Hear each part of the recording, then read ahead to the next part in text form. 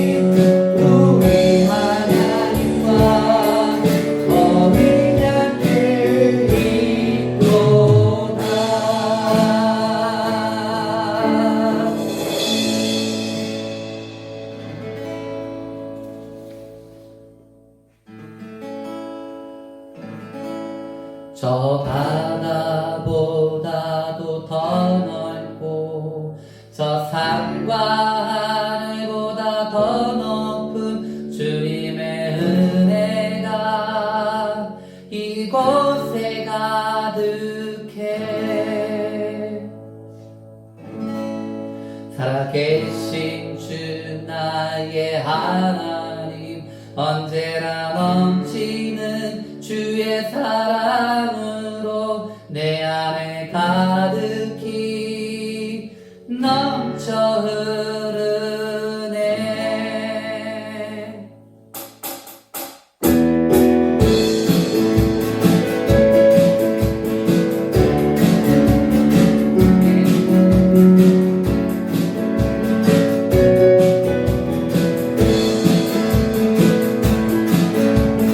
바다도 땅도 더 넓고 저 산과 하늘에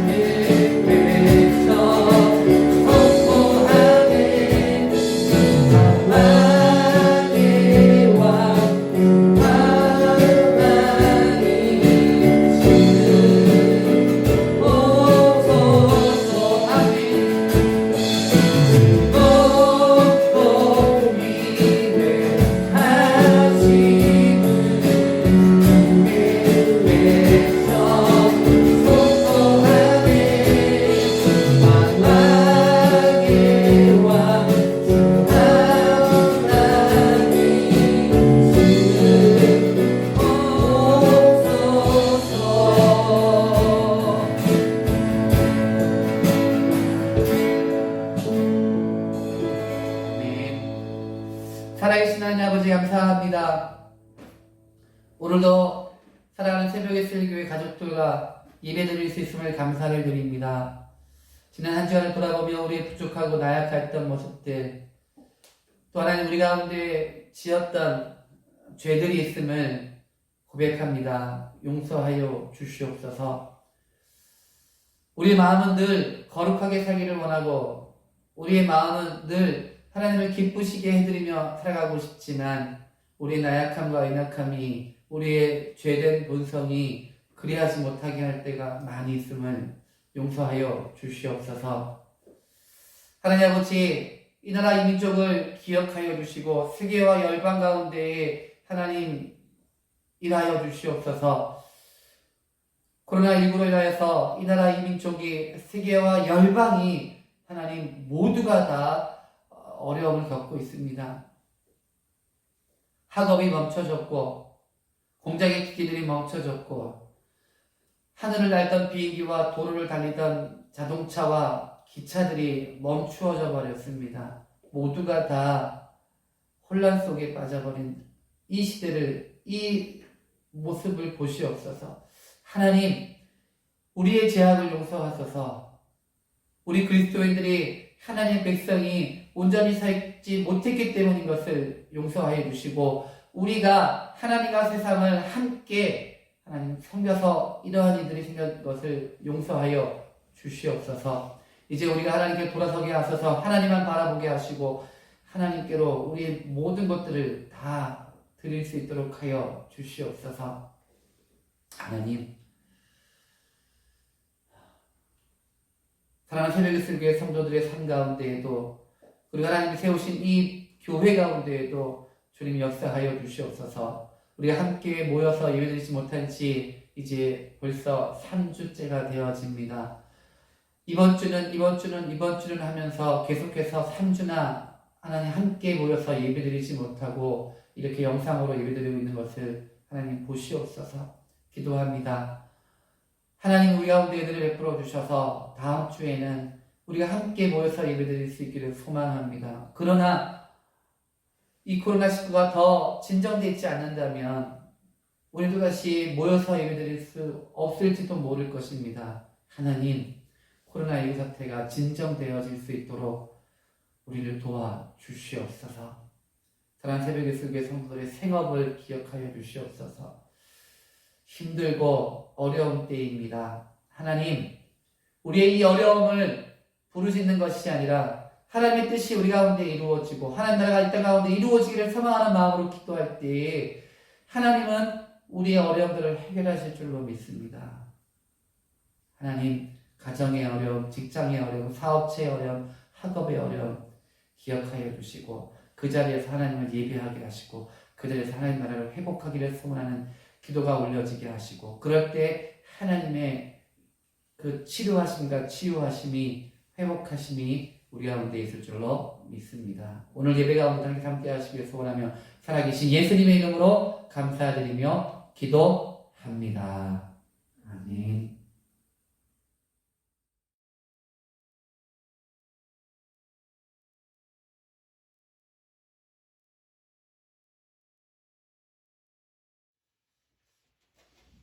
할렐루야. 오늘 함께 살필 말씀은 사도행전 28장 1절부터 10절까지 말씀입니다.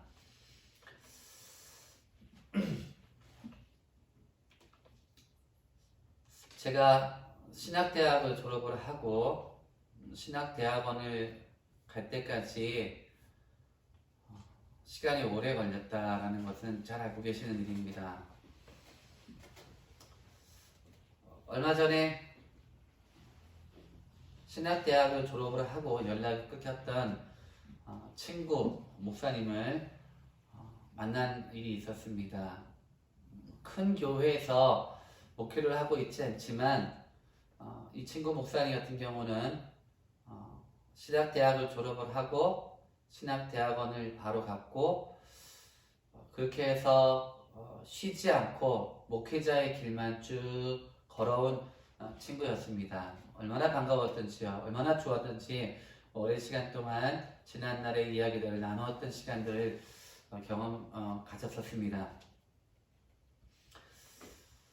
저 같은 경우는 신학대학을 졸업하고 신학대학원을 바로 가지 못했기 때문에 신학대학을 졸업하고 신학대학원을 바로 간 목사님들과는 다르게 시간이 좀 많이 걸렸죠. 그리고 또 그만큼 목회 경력이 짧다 보니까 기존 교회나 또는 안정적인 목회를 할 수 있는 그런 교회로 가는 것이 쉽지만은 않았습니다.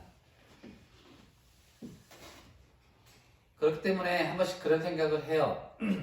내가 신학대학을 나와서 바로 신학대학원을 가고 목회의 길을 계속 걸었더라면 나도 내 나이 또래에 있는 다른 목사님들처럼 기존 교회나 또는 안정적인 목회지에서 목회를 하고 있지 않았을까 하는 그런 아쉬움들을 가질 때가 있습니다.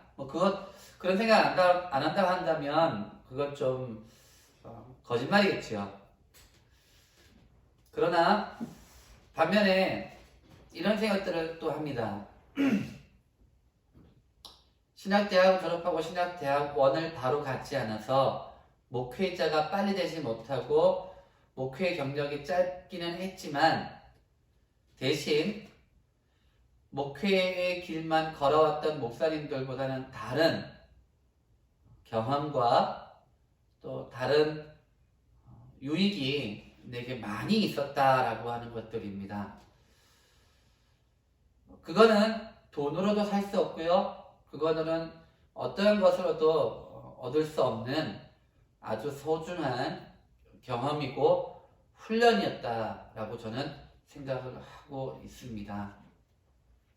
만약에 이 시간이 나한테 없이 그냥 다이렉트로 목사가 되었다라면 저는 올바른 목사가 되지 못했을 수도 있을 것이고 기존 교회나 안정적인 목회지에서 목회는 하고 있을지는 몰라도 아마 하나님 앞에 온전히 서 있지 못하는 목사가 됐을지도 모르겠다 하는 그런 생각들을 합니다.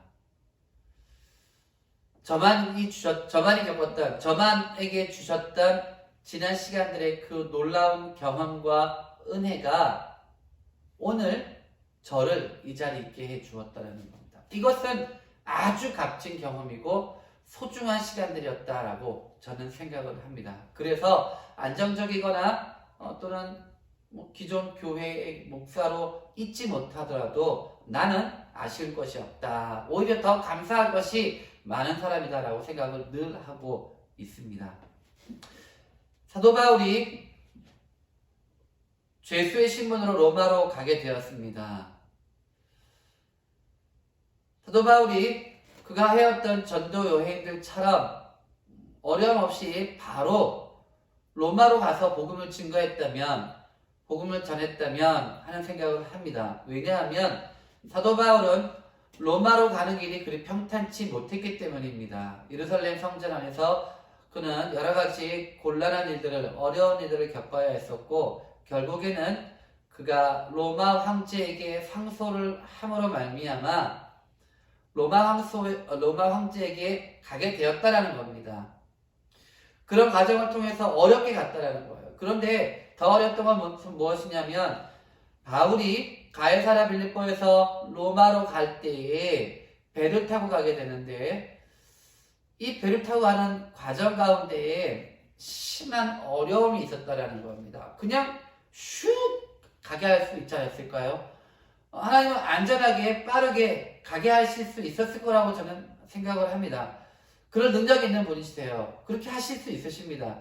그런데 하나님은 그렇게 하지 않았다는 겁니다. 사도 바울은 14일 동안 지중해에 불어오는 광풍으로 인해서 배가 파손되거나 침몰할 위기에 처해졌었고 그래서 바울과 그 배에 탔었던 275명이 모두가 다 생명을 잃을 수밖에 없는 상황과 환경 가운데에 있었다라는 겁니다. 죽을 고비를 넘겼지요. 생사의 고비를 왔다 갔다 했었습니다. 밤에는 빨리 낮이 되었으면 좋겠고 낮은 빨리 하루가 지나갔으면 좋겠고 왜냐하면 그렇게 세찬 비바람이 그들 가운데 덮쳐왔었기 때문입니다. 사도 바울은 14일 만에 그 지중해의 광풍으로부터 폭풍으로부터 벗어나서 겨우 멜리데라고 하는 섬에 도착할 수 있었습니다. 그리고 그 멜리데라고 하는 섬에서 또 다른 하나님의 역사하심과 일하심을 경험을 하게 되고 다시 회복하고 전열을 정비해서 로마로 압송되어지는 과정을 이야기를 하고 있습니다. 오늘은 왜 하나님께서 사도 바울에게 14일 동안 지중해의 광풍을 경험하게 하시고 또 그리고 그 광풍의 끝자락에 멜리다라고 하는 섬에서 살아나게 하시고 3개월 동안 머물게 하시고 로마로 가게 하셨느냐라는 겁니다. 오늘 이 과정을 통해서 우리가 신앙생활을 하면서 기억해야 할 것이기 때문에 그리고 신앙생활을 하면서 반드시 우리도 그렇게 살기를 원하신다라고 하는 하나님의 메시지가 있기 때문에 하나님 바울을 그렇게 이끄셨다는 말씀입니다. 몇 가지를 살펴볼 겁니다. 도대체 하나님은 왜 이렇게 하셨는지 그리고 바울에게 무엇을 주고자 하셨고 오늘 우리 가운데 무엇을 말씀하시고자 하셨는가라는 겁니다. 우리가 먼저 살펴볼 것은 바울의 기도, 우리의 기도라는 생각을 해봅니다. 자, 예를 드는 겁니다. 사업이 부도가 나셨습니다. 아니, 부도가 날 위기에 처해져 있습니다. 아직 부도 안 났어요. 부도가 날 위기에 처해 있습니다. 어떻게 기도하시겠습니까?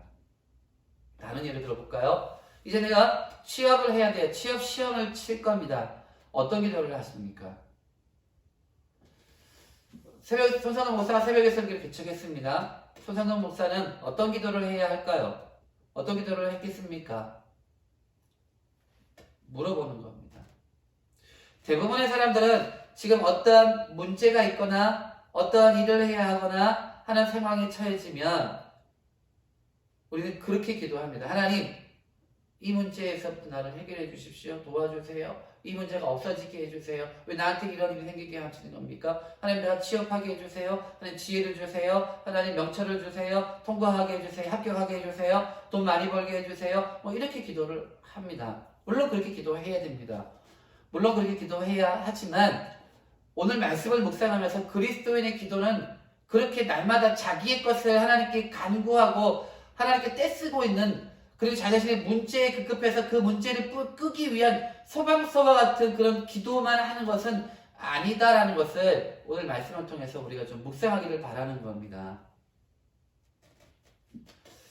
사도 바울이 탄 배에는 사도 바울 외에도 275명이 타고 있었습니다. 거기에는요 로마 군사들도 있었고요. 선장도 선주도 선원들도 있었습니다. 모르겠습니다. 또 다른 누군가가 있었을지도 모르겠지만 여하튼 276명이 그 배를 탔습니다. 근데 염려하고 우려했던 일이 벌어졌지요. 지중해 겨울에 불어닥치는 강한 태풍 유라굴로가 불어왔습니다. 결국 바울이 탄 그 배는 14일 2주 동안 그 광풍 속에서 이리 떠다니고 저리 떠다니고 죽을 고생을 했다라는 겁니다. 저는 배를 타고 멀리 나가본 적이 없기 때문에 배멀미가 뭔지를 실질적으로 경험해 본 적이 없습니다. 텔레비전을 보면 한 번씩 이렇게 아나운서나 또 이런 진행자들이 배를 타고 고기를 잡는 현장에 따라가거나 이렇게 나갈 때가 있는 것을 보여줍니다. 그러면 꼭 아나운서들이나 또 진행자들이 배멀미를 해가지고 녹초가 되는 모습을 보여주는 경우도 있습니다. 자, 그냥 고기 잡으러 나가는 그런 배에서도 배멀미를 잠깐 하면 녹초가 되지요. 세상 만사가 다 싫을 겁니다. 근데 14일 동안 바울과 그리고 그 배에 탔던 275명은 그냥 멀미 차원의 문제가 아니라는 거예요. 생과 사를 우리 보통 천당과 지옥을 왔다 갔다 하는 그런 시간을 가졌다라는 겁니다. 무려 14일 동안입니다. 자, 바울이 기도했을까요? 안 했을까요? 우리의 상식대로 한다면, 우리의 믿음의 상식대로 한다면 바울은 기도했을 거라는 말씀입니다. 그런데 오늘 우리가 사도행전 27장이나 28장에 보면 이 상황 속에서 사도 바울이 어떻게 기도했는지는 나오지를 않습니다. 다만 하나님의 기도의 응답이다 라고 우리가 볼 수 있는 장면이 하나 나오고 있더라는 겁니다. 27장입니다. 27장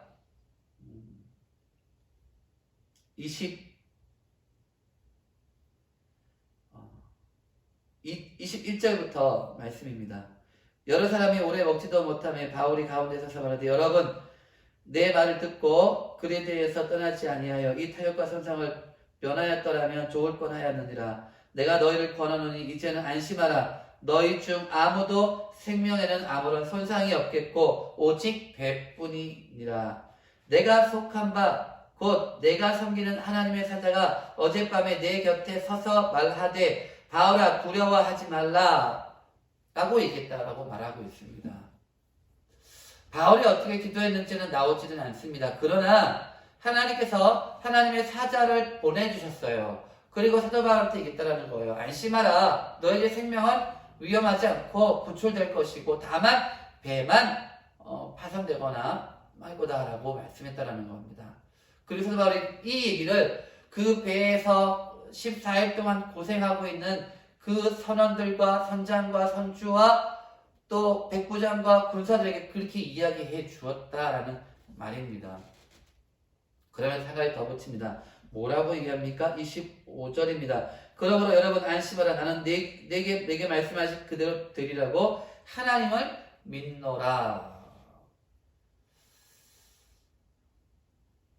다시 말씀드리면 사도 바울이 어떻게 기도했는지 뭐라고 되는지는 나오지 않지만 하나님께서 사자를 보내서 그렇게 말씀하셨다는 것을 통해서 하나님의 그 기도 응답을 하셨다라고 생각할 수 있다는 거예요.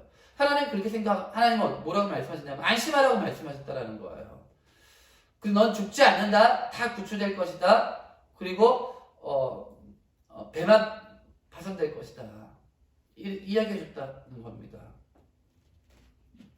여러분 같으면 그 상황을 써서 어떻게 기도하겠습니까? 하나님, 이 광풍이, 이 폭풍우가 멈춰지게 해주십시오. 하나님, 바다가 잔잔하게 해주십시오. 하나님, 배가 파손되지 않게 해주세요. 하나님, 어떻게든 간에 우리가 살아날 수 있도록 도와주세요. 하나님, 배멀미하지 않게 도와주세요. 뭐 이런 식으로 당장 눈앞에 있는 그 불을 끄기 위한 기도를 하지 않을까요? 저 같으면 그랬을 것 같아요. 저 같으면 그럴 것 같아요. 목사님들이 가장 많이 하는 기도 중에 하나가 무엇인지 아세요? 하나님 교회 부흥하게 해주세요 라고 기도합니다. 아니 가장 많이 기도하고 열심히 기도하고 부르짖고 또 부르짖고 있습니다. 우리 마찬가지죠.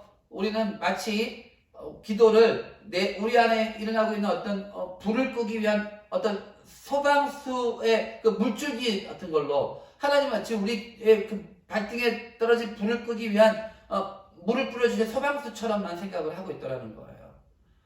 물론 우리가 그런 급박한 상황 속에 처하면 그 부분에 기도를 해야 되긴 하지만 또 하나 반드시 우리가 오늘 사도 바울의 이 모습을 통해서 기억해야 할 것은 뭐냐면 하나님 말씀하시는 것을 듣는다는 거예요. 하나님 말씀하시는 듣는 것이 무엇보다 소중하다는 거예요. 사도 바울은요 오늘 누가는 뭐라고 하는 사도 바울이 뭐라고 믿는 게 중요한 게 아니고 사도 바울이 하나님 말씀하시는 것을 들었다라는 것을 이야기하고 있고요.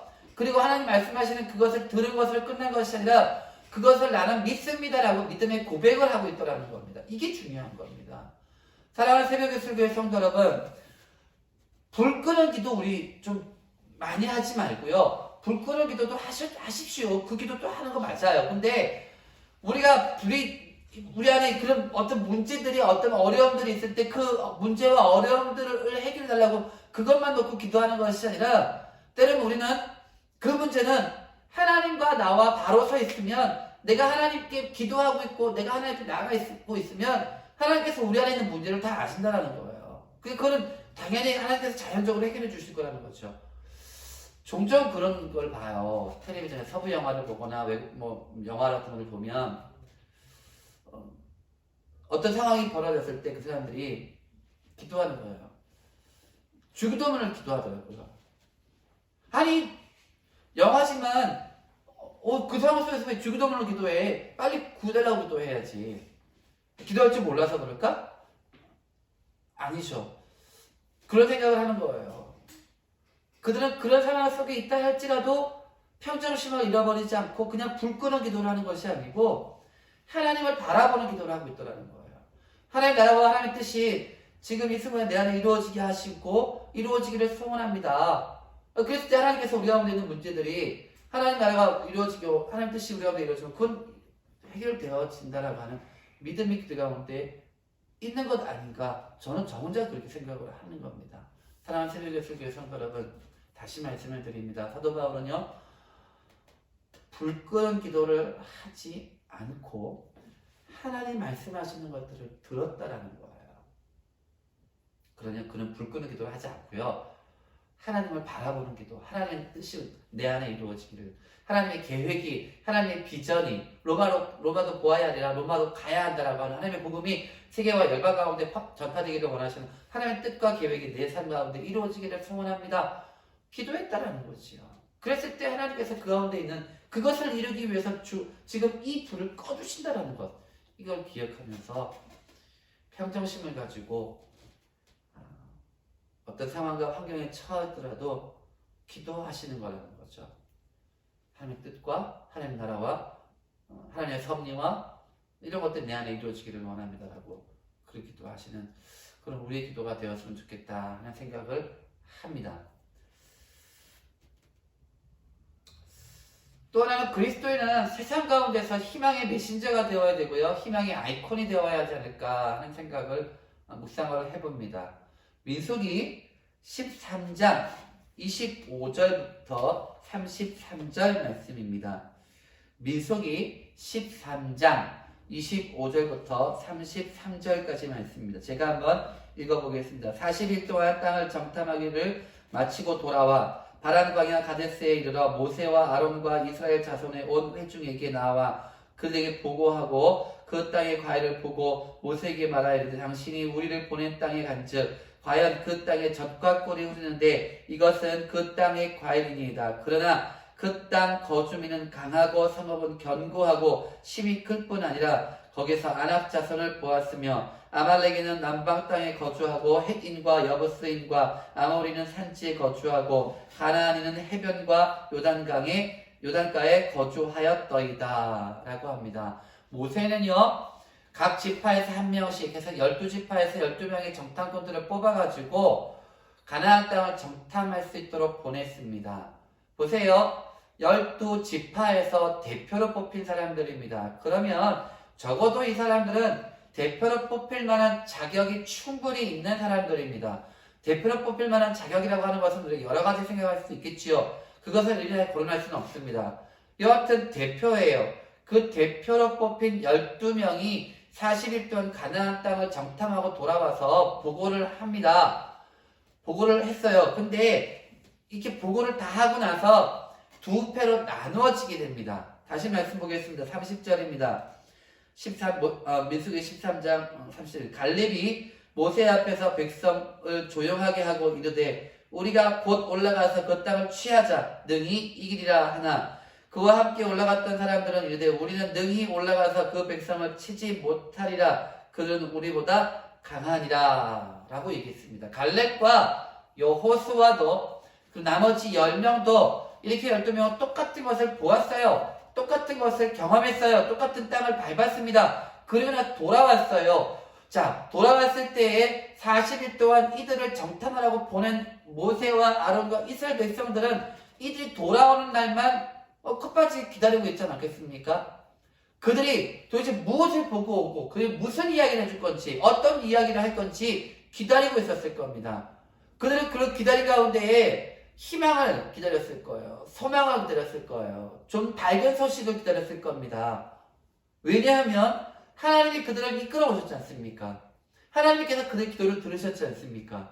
그러면 이제 하나님께서 그에게 좋은 땅을 주셨고 그의 조상에게 주신 땅을 주실 거라고 하셨으니까 그 땅을 정탐하고 오는 사람들로부터 희망의 메시지를 들을 거라고, 희망의 소망의 소리를 들을 거라고 기대하고 있었을 거라는 말씀입니다. 자, 그런데 2명과 10명이 갈라져요. 2명은 뭐라고 해요? 올라갑시다. 아이, 비록 그들은 덩치도 크고요, 성도 경건하고요, 칼과 창도 있고요, 아유, 그들 잘 돼 있어요. 그런데 갑시다. 가면 됩니다. 하나님이 우리와 함께 하시는데, 하나님이 주신 땅인데 라고 하면서 믿음으로 가자라고 이야기를 합니다. 보세요. 그 말을 들을 때 이스라엘 백성들 어땠을까요? 그래, 그럼 그렇지. 하나님 우리와 함께 하실 거야. 오늘까지 함께 하신 하나님께서 내일도 함께 하실 거야. 만나한 빗줄하기로 우리를 먹이시고 입히신 하나님, 구름 기둥과 불 기둥으로 우리를 지키시고 보호하신 그 하나님인데 그 하나님 맞아. 저들이 말하는 게 맞아라고 했을 겁니다. 그런데 이어서 어떻게 말합니까? 나머지 10명이 말합니다. 안 돼. 가면 안 돼. 큰일 나. 안 돼. 우리 힘은 안 돼. 갈 수 없어. 라고 정반대의 절망적인 이야기들을 합니다. 조금 전까지 희망과 소망과 꿈에 부풀어 올랐던 이들이 그 말을 듣는 셈 어떻게 했습니까? 완전히 무너졌다는 거예요. 절망했다는 거예요. 희망도 보이지 않고 소망도 없고요. 아이고 어떡하나. 앞이 안 보이고요. 절벽에 서 있는 것 같은 느낌을 그게 가지지 않겠습니까?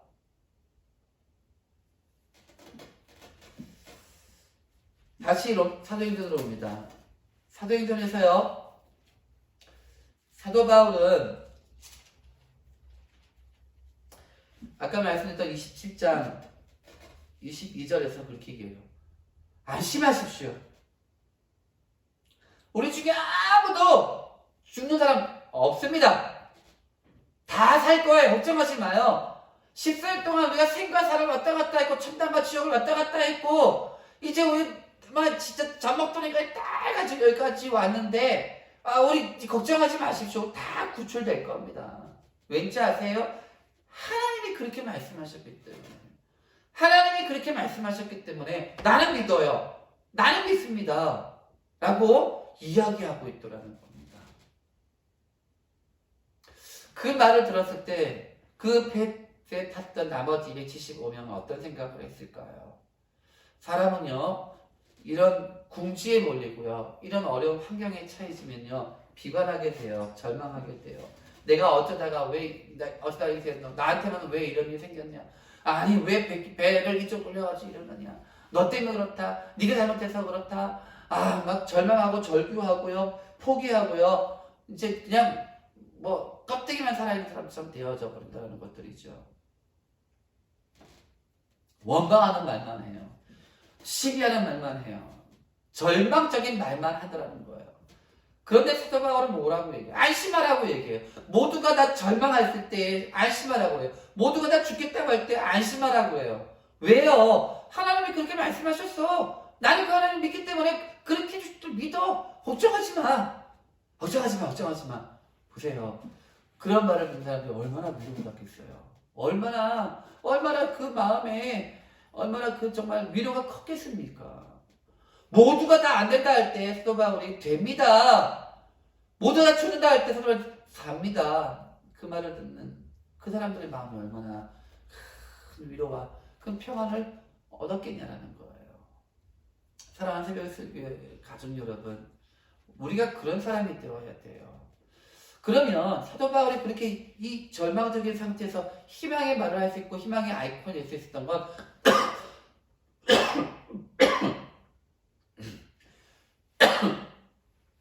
물론 하나님께서 하나님의 사자를 보내서 그렇게 말씀하셨기 때문이기도 하지만 사도 바울 안에 한 가지 믿음이 있었다라는 거예요. 그렇게 말씀하신다 할지라도 이 믿음이 없었으면 그 말씀을 그냥 듣고 이쪽으로 흘러버릴 수 없다라는 거예요. 그게 뭐냐는 거예요. 로마서 8장 31절부터 39절까지 말씀입니다. 한번 보겠습니다. 로마서 8장 31절부터 39절까지 말씀입니다. 제가 읽을 테니까요. 또 찾으신 분들은 함께 손을 짚어가면서 또 들으면서 함께 보겠습니다. 그런즉 이 일에 대하여 우리가 무슨 말 하리요? 만일 하나님이 우리를 위하시면 누가 우리를 대적하리요? 자기 아들을 아끼지 아니하시고 우리 모든 사람을 위하여 내주신 이가 어찌 그 아들과 함께 모든 것을 우리에게 주시지 아니하겠느냐. 누가 능히 하나님께서 택하신 자들을 고발하리요. 의롭다 하신 이는 하나님이시니 누가 정죄하리요. 죽으실 뿐 아니라 다시 살아나신 이는 그리스도 예수시니 그는 하나님의 우편에 계신 자여 우리를 위하여 간구하시는 자신이라. 누가 우리를 그리스도의 사랑에서 끊으리요. 환난이나 곤고나 박해나 기근이나 적신이나 위험이나 칼이랴. 기록된 바 우리가 종일 주를 위하여 죽임을 당하게 되며 도살을 당할 양같이 여김을 받았나이다. 한과 같으니라. 그러나 이 모든 일에 우리를 사랑하신 이로 말미암아 우리가 넉넉히 이기느니라. 내가 확신하노라. 사망이나 생명이나 천사들이나 권세자들이나 현재일이나 장래일이나 능력이나 높음이나 기쁨이나 모든 어떤 피조물이라도 우리를 우리 주 그리스도 예수 안에 있는 하나님의 사랑에서 끊을 수 없느니라. 사도 바울에게는요 이런 믿음이 있었다라는 거예요.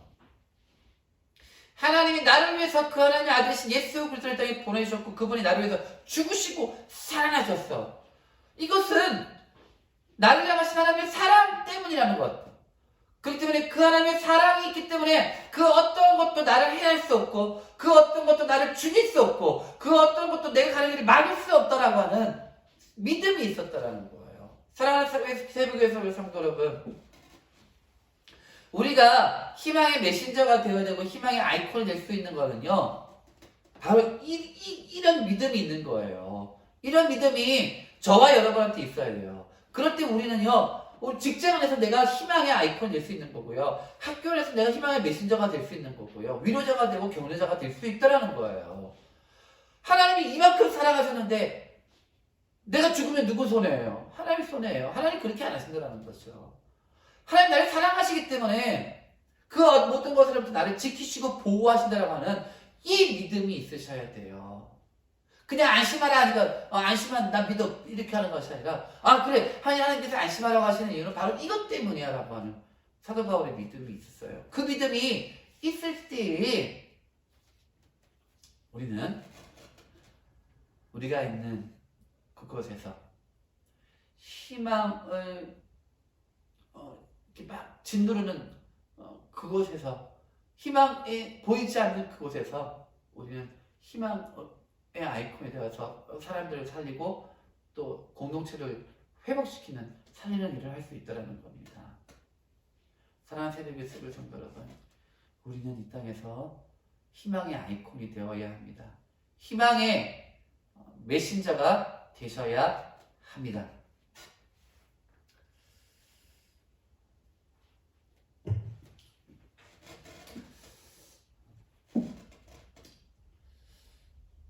또 우리가 말씀을 보면서요 오늘 멜리데 섬에서 일어난 일을 보는 거예요. 오늘 멜리데 섬에서 어떤 일이 벌어졌느냐는 거죠. 사도 바울과 그 배에 탔던 사람들이 모두 다 멜리데 섬으로 상륙해서 왔습니다.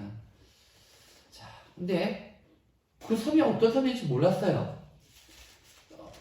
선장도 선주도 선원들도 정신이 할 데 없었으니까요. 이들이 이 섬이 어떤 섬인지는 나중에 알게 되었다라고 얘기를 해요. 일단 살고 봐야 하니까 이들이 헤엄쳐서 배에서부터 육지로 올라왔어요. 근데 그곳에서는요 누구를 만났습니까? 그 섬의 원주민들을 만났다라고 말합니다. 만약에 그 섬이 이 멜리데 섬이 아니고요 원주민이 정말 뭐 싸나운 원주민들이 또는 뭐 식인종이 또는 이런 사람들이 사는 그런 섬이었다면 이들은 죽었을 거예요. 자, 그렇게 올라왔어요. 올라왔는데 원주민들이 어떻게 해주었습니까? 이들이 11월에 그 물에 젖어서 발발발발발 떨고 있으니까 불을 피웠죠. 그래서 그의 젖은 몸을 추위에 떨고 있는 몸을 데펴 주었다는 겁니다. 그것만 했을까요? 급하게 먹을 것들도 갖다 주지 않았을 겁니까? 갖다 주었다는 겁니다. 다시 말해서 원주민들로부터 살해의 위협에 빠진 것이 아니라 원주민들로부터 그들은 극진한 대접을 받았다는 겁니다. 모닥불 주위에 사람들이 이렇게 쭉 앉아 있어요. 그때요 사도 바울이 얘기합니다. 거기 선원, 그래 막내 선원 너 저기 가서 이 장작 좀 더 가지고 와. 누가 너 자네가 와서 장작 좀 더 가지고 와. 이 불이 좀 더 타야겠어. 아유 이리 와도 되겠어. 이렇게 할 수 있는 그런 어떤 입장 아닐까요? 왜냐면 사도 바울이 14일 동안 그 풍랑 속에서 그가 쌓은 그 입지가 있다라는 거예요. 근데 사도 바울이 어떻게 해요? 직접 나뭇가지를 장작더미에서 가지고 와서 불에 넣더라는 겁니다. 그럴 때 그 장작 속에 숨어 있었던 독뱀이 사도 바울을 물었다라고 하지요. 사도 바울이 뱀이 물린 그 발에서 털어가지고 뱀을 떨어뜨렸습니다. 자, 그러자 그 원주민들이 사도 바울을 바라보는 거야. 자, 이제 죽을 거야. 내가 13명 죽을 거야. 아니야, 내가 23명 죽을 거야. 왜냐하면 독뱀에게 물렸으니까. 보고 있습니다. 근데 사도 바울이 안 죽어요. 이 원주민들 처음에는 뭐라고 해요? 저 사람이 살인자야. 공의가 저 사람을 바다에서는 살려냈을지 몰라도 공의가 저 사람을 죽게 만들었어라고 이야기합니다. 근데 사도 바울이 안 죽죠. 사도 바울이 안 죽고 있으니까 그리 뭐라고 해요? 조금 전에 했던 말을 딱 잊어버리고 신이라고 하죠. 자, 이 사건을 우리가 잘 보면서 기억해야 할 것이 있습니다. 그건 뭐냐면요. 말씀을 몇 구절 찾을 거예요. 마태복음 16장 18절 말씀입니다. 마가복음입니다. 마가복음 16장 18절 말씀입니다.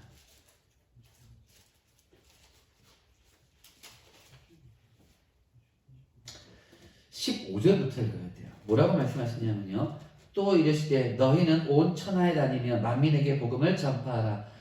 그리고서 뭐라고 말씀하십니까? 18절에 뱀을 집어올리며 무슨 독을 마실지라도 해를 받지 아니하며 병든 자에게 손을 얻은 즉 나으리라 라고 말씀하고 있습니다. 자 보세요. 뱀을 집어올리며 무슨 독을 마실지라도 라고 말씀하고 있죠. 자 무슨 말이에요? 오늘 이 상황을 얘기하는 거예요. 사도 바울이 뱀에게 물렸잖아요.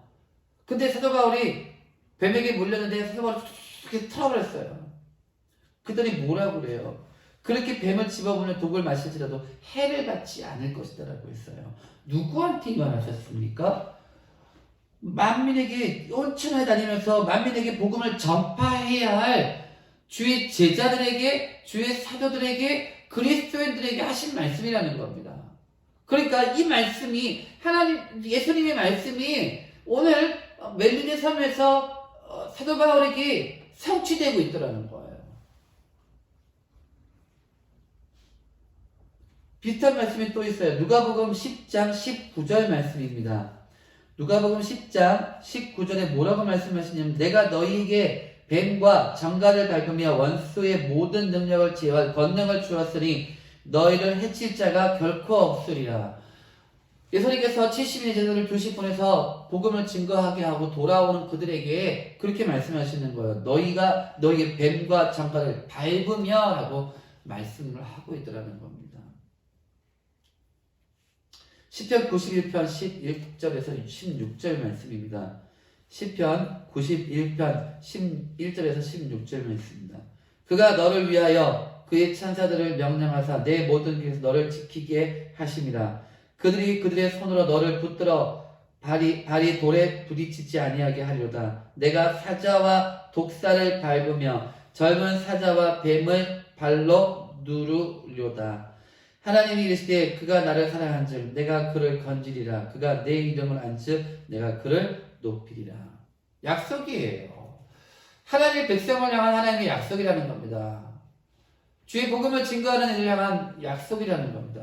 그리고 그 약속이 그냥 허공에 있는 약속이 아니고 그냥 허공에 있는 말씀이 아니고 실제로 우리 가운데 이렇게 응답되어진다라고 하는 것을 멜리네 섬에서 사도 바울이 뱀에게 물리는 사건을 통해서 말씀하셨다라는 거예요.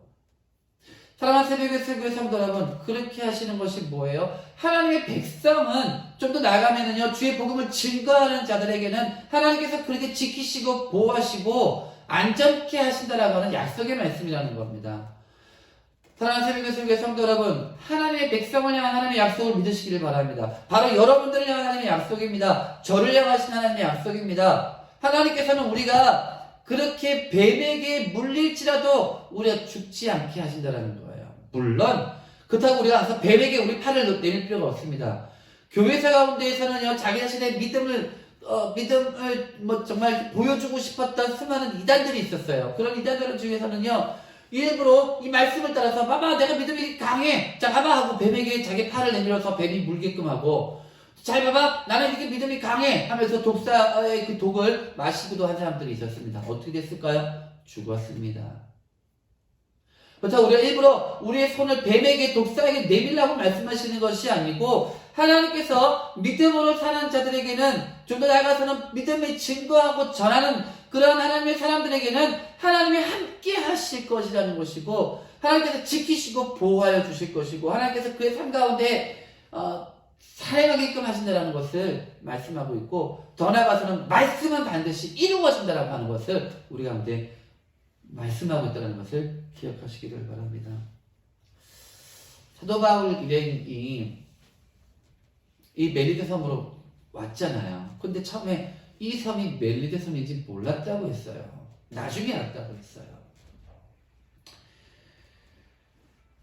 사도 바울을 포함해서 275명이 그 섬에 구출되어서 일단 살게 되었어요.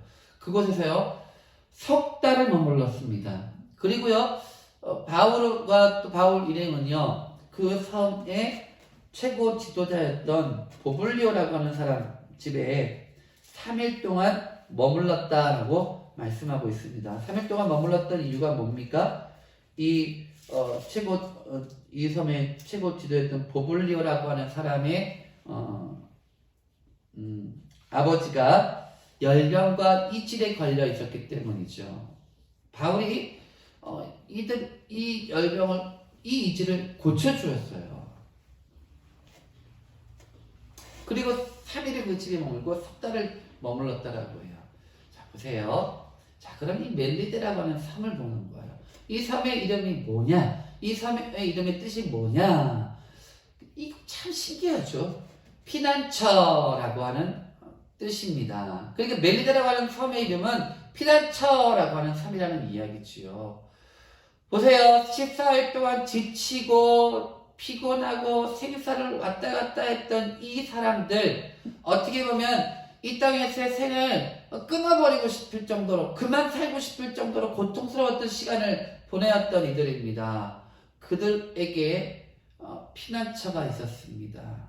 사도 바울 3번의 전도 여행, 그리고 예루살렘에서의 고난과 핍박, 아픔의 시간들이 있었죠. 그리고 또 동일하게 14일 동안 이런 고난의 시간들이 있었습니다. 하나님께서요, 다른 섬으로 보낼 수도 있었지 않았을까요? 꼭 멜리데 섬으로 보내야만 했었을까요? 아니죠. 다른 섬 많잖아요. 다른 해안가 많잖아요. 근데 하나님께서는요,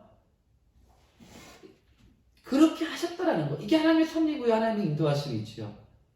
그들이 가는 섬 이름이 피난처예요, 피난처. 그러니까 하나님께서 우리에게 말씀하시는 것은 무엇이냐면요, 우리가 지난주에도 말씀해봤죠. 하나님 보좌 우편에 와서 앉으라고요. 거기서 쉼을 얻고요, 거기서 안식을 얻고요, 거기서 재충전을 하라고 말씀하시는 거죠. 그리고 하나님께서 일하시는 걸 보라고 말씀하셨죠. 사랑하는 새벽의 설교 성도 여러분, 하나님 우리의 피난처십니다. 힘드시지요? 살아가기 너무 힘들지요? 하는 일, 직장, 내 뜻대로, 내 마음대로, 내 원대로 다 안 되지요. 피곤하고요, 낙심하고요, 답답하고요. 이것이 우리의 삶입니다. 우리의 뜻과 우리의 계획대로 안 되지요. 그럼 얼마나 분통이 터지고 힘듭니까? 열심히 살았지요. 최선을 다했습니다. 남는 것들은 별로 없지요. 오늘 주님께서 말씀하십니다. 내게로 와서 쉬어라. 수고하고 무거운 짐진 자들아, 다 내게로 오라. 피난처 되시는 그 주님, 그 주님에게 오늘도 우리의 모든 것들을 내어드리는 겁니다. 말씀을 정리하겠습니다. 사랑하는 새벽의 설교 성도 여러분, 우리의 기도가 어떤 기도가 되어야 하는지를 묵상해 보았습니다. 우리는 희망의 아이콘의 삶을 살아야 함을 살펴보았습니다. 그리고 하나님의 백성들을 향한 하나님의 약속은 무엇인지를 살펴보았습니다. 그리고요, 우리의 피난처가 되시는 하나님을 살펴보았습니다. 새벽의 설교회가 우리의 피난처가 되었으면 좋겠습니다. 힘들고 지쳐 난강하고 쓰러져 눈물밖에 흘릴 것이 없는 우리의 삶 속에서 달리고 달려도 끝은 보이지 않냐고 수고하고 노력해도 되는 것 없고 내 마음과 내 원과 내 계획대로 되는 건 아무것도 없고 그런 지치고 피곤한 우리의 삶 가운데 이 자리가 새벽 이슬 교회가 하나님이 여러분의 피난처가 되어서 그곳에서 다시 우리의 상처들을 싸매시고 우리의 아픔들을 고치시고 우리의 기도를 들으시고 우리의 눈물을 닦아주시며 우리를 격려하시고 위로해 주시는 그 하나님을 만나는 장소 그리고 그 하나님과 동행하는 삶 그런 삶을 살아가시는 사랑하는 새벽 이슬교회 성도님 되기를 주님의 이름으로 축원드립니다. 살아계신 아버지 하나님, 우리 사랑하는 새벽의 설교회 성도님들의 삶 가운데 함께하여 주시옵소서. 하나님, 우리의 기도가 매일매일 그냥 우리 앞에 있는 문제들을 끄기 위한 소방수의 기도만 되어서는 안 되겠다는 생각을 합니다. 많은 사람들이, 많은 믿음의 선조들이 수많은 문제들 가운데 봉착할 때마다 그 문제를 해결해 달라고 그 문제에서 벗어나게 달라고 기도하기보다는 하나님의 뜻과 하나님의 나라가 내 삶 가운데 우리 가운데 이루어지기를 소원합니다라고 기도했던 모습들을 보면서 하나님 우리의 기도의 분량의 일부분을 뗄 수만 있다면 그 부분은 바로 하나님의 뜻을 하나님의 계획을 위해서 기도하게 하시고 하나님의 비전과 하나님의 그 일하심을 위해서 기도하게 하시고 그리고 또 마음의 여유를 주셔서 하나님 말씀하시는 것을 잠잠히 듣고 나는 믿노라 라고 고백하는 삶을 살게 하여 주시옵소서. 하나님 우리는 세상에서 살아가면서 희망의 아이콘이 되어야 합니다. 새벽의 설교회가 이 땅의 희망 아이콘이 되게 하시고 함께 신앙생활하는 새벽의 설교회 성도들이 그들의 각자의 처한 곳에서부터 또 희망의 메신저로 희망의 아이콘으로 살아갈 수 있도록 하여 주시옵소서. 하나님 힘들고 지쳐 낭망하고 어려워 쓰러지고 넘어질 때에 주의 복음을 증거하라 하시는 그 말씀은 있는데 아무것도 할 수 없다 할 때에 하나님께서 우리를 해주시는 약속들을 기억하면서 그 약속 부여잡고 살아갈 수 있도록 하여 주시옵소서. 하나님 피난처 되시는 그 주님을 바라봅니다. 이 땅을 살아가면서 쉽지만은 않습니다. 더욱 요즘같이 힘든 때는 또 찾아보기 힘든 때였었습니다. 하나님 사랑하는 새벽의 설교회 성도들이 피난처 되시는 주님 앞에 나가게 하시고 주님 그만해서 다시 쉬게 하시고 다시 위로받고 격려받고 재충전되어 힘내어 나가게 하시고 우리 새벽의 설교회가 그런 교회 되게 하여 주시옵소서.